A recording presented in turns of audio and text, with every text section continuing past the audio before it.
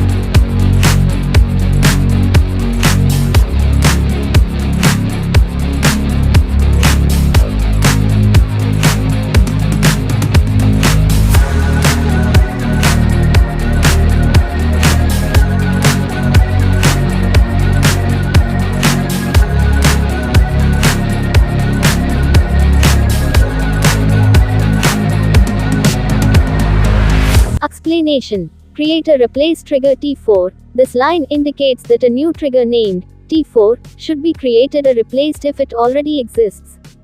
Before insert or update on menu for each row, this line specifies that the trigger should execute before any row is inserted or updated in the menu table.